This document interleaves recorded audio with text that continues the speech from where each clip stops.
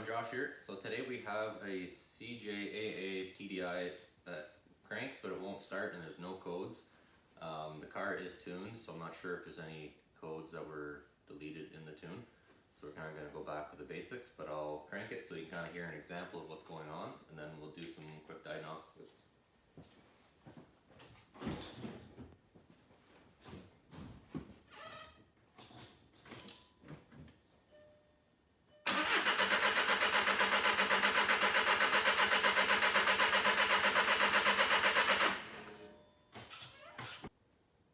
Okay, so to get a diesel to run, you need fuel, you need air, and you need all those things at the right time.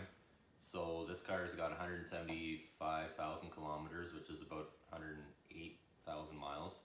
The timing belt's due at 120, so it's getting there, but it's not too far out. So we're gonna look at the belt here. I've had it before where the belt will take out a chunk like 8 or 10 teeth, and that's just enough for, say, the pump to jump out of time or the cam to jump out, but it still looks like it's intact. So it works really nice is use a mirror, kind of go in there and just kind of look, have somebody rotate it over by hand slowly because it's really easy to miss. But I'm gonna save the time. I know this one's good. So we're gonna do some other things here yet. So the belt will be the first place to check, and then up next we're gonna check for air. Okay, so next up we're gonna look at air. These CJAAs, especially here in Canada, they're known for hydrolocking or the intercooler actually freezing up. So the low pressure EGR will introduce a lot of condensation in the intercooler. If you go down the road, it's going to keep gathering in the intercooler, it's going to ice up. So if it's cold outside and your car's parked outside, that big block of ice will actually starve the engine for air and it won't start. The reverse is true. If you bring it into your garage where it's above freezing, all that ice is going to melt, it's going to turn into water, and then when you go to start it, you're going to get a couple revolutions and it's going to suck all that water up in there and hydrolock it. So it's such an issue that Volkswagen came out with an updated cold climate intercooler.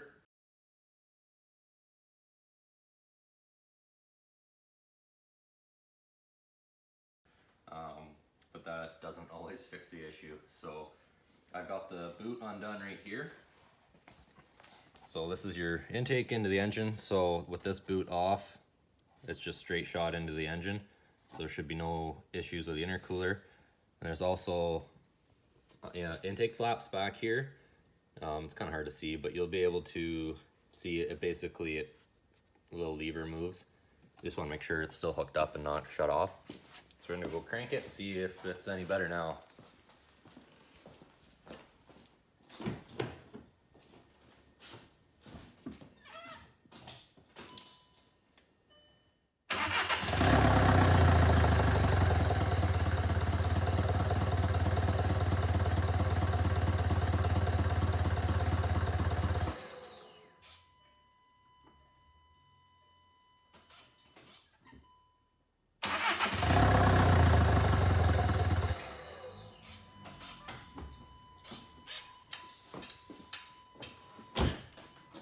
Okay, so at least it's now, I'll get over here. So at least it's thinking of starting, but as soon as you let the clutch out, it stalls out, so very underpowered. So we're gonna keep on, we're gonna look at fuel next is the plan. Okay, so we covered off making sure everything's in time, and we covered off air. So now we're gonna do fuel. So you got a low pressure pump in the tank, I guess a medium pressure pump here, and then your high pressure CP4 pump here. So they're known to go bad, and when they fail, they take your injectors, they take everything out too. So much so that people convert them to CP3s. But anyways, so you can take your fuel metering control valve out here, and it might be full of shavings if it's bad. I'll just put a little clip of what it looks like when they're bad.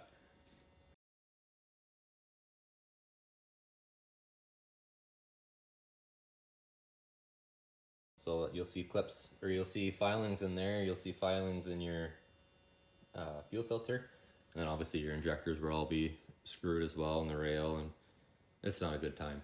So you can pull that, and the other thing you can do is check fuel rail pressure while cranking. So we're gonna go into the car and check that. Okay, so I got that boot back on, so it's just gonna crank how it originally did in the first video. So we're at group 20 with VCDS. We have fuel pressure specified and fuel pressure actual. So actual should climb up and be spot on with specified. Let me get that glare out of the way.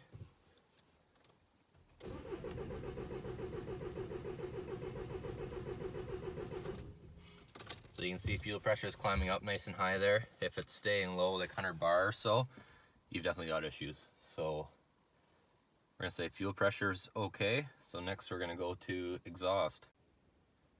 Okay, so this is like our 5th try because my camera woman slash wife is an immature 5-year-old. So anyways, so we're gonna take the downpipe off. So some of them are a little bit more bulky in here than others. So you got this V-band clamp, you just undo this Allen bolt, and sometimes they get seized on there, but this was replaced recently. So you just kind of open it up and get it off there. The downpipe falls off. So basically you want to check the turbine wheel. You basically have to reach inside. No, I'm not gonna laugh. You just basically gotta reach inside and grab onto the shaft there, and so this one's got like 1.5 inches of play, or not 1.5 inches, but like 1 inch of play in and out. So the shaft's broken, so the turbine wheel's getting pushed out and blocking exhaust flow. So we're gonna do a little test here just to make sure that's the issue.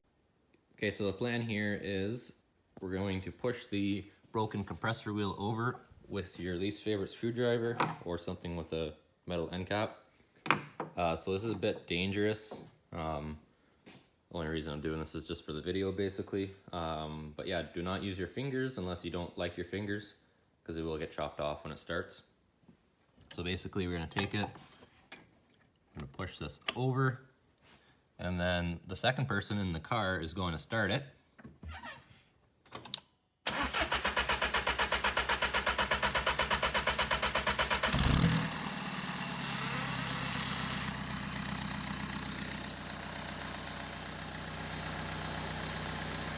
Rev it up. Oh, okay, so that wheel got pushed over, so holding it over there, it starts up, runs fine, and then it doesn't take much for it to get pushed over and stall it out. So now the turbo wheel is pushed back over, so now it's not going to start. So if we try to crank it here,